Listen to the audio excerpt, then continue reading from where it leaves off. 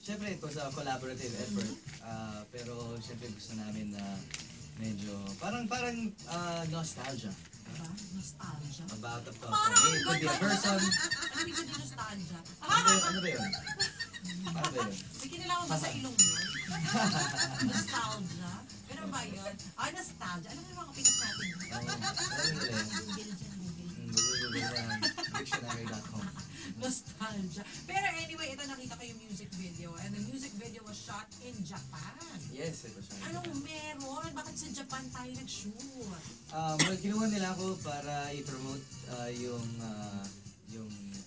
region ng Tohoku, ng Iwate. Tohoku, Yes. Iwate. Saan malapit ito? Basta sa Japan. Aba. Punta kayo sa website nila, the Japan website, and their Facebook account para makita niyo. Yeah, so anyway, they invited me. This video, syempre, in partnership with Japan Tourism, we produced it. Wow, amazing, Yeah. ha? Ako, ito, syempre, malapit-lapit na ang sakura. Diba? Ito yung malapit-lapit na yung time na mag-bloom ang sakura, yung cherry blossoms. Ito ay magaganap sa last week of March and first week or early April. Kaya huwag natin parang Ipon na tayo. Ipon na tayo. piso-piso kada araw. By 2020, makakatravel na kayo sa Japan. Ano nga ba ang i-recommend mo na puntahan natin sa Japan? Syempre yung pinapromote ko, yung Iwate. Iwate. Syempre, pagpunta ka ng Japan, Iwate sa Japan. Ano naman ang yung pinaka-mamimiss mo na pagkain sa Japan? Di ba nabalita ko, masarap Oo, yung mga masarap. pagkain? Masarap ang food sa Japan talaga. The best. Particularly, anong food sa Japan ang pinaka-namimiss mo?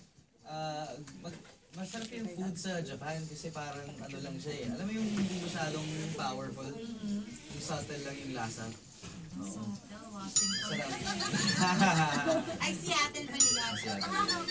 Ay, Seattle. Kung may rin sa mga sushi. Oo naman. Kumakain ka naman yung Pwede akong kumain ng salmon sashimi for the rest of my life.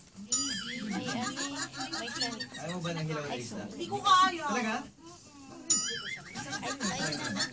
Hindi, parang, tinatry ko siya once, pero parang medyo kasi alam mo raw eh. Di ba yung ganang feeling? Pag kunyari steak, Steak, hindi rin masyado. Ayaw Kasi mo pag rin raw? nagsisteak ako, medium well. Medium well. So, luto-luto na siya, di ba? Yung iba kasi talagang well done, pero yung medium well. Pero hindi ko pa na-try yung rare. rare lang. Nag-rare ka? Talaga, amazing ka ha. Try mo yun, try mo yun. Parang hindi bigas. Ganon! Di ba, parang araw, mas sumipan ko rin yan. Sa tamang panahon. Para kung clear pa. Pero ito naman, pagdating sa iyong career, Kuya Sam, ano ba ang latest update sa'yo bukod dito sa pinopromote nating Afterglow? Well, marami pang mga songs na naka-line up.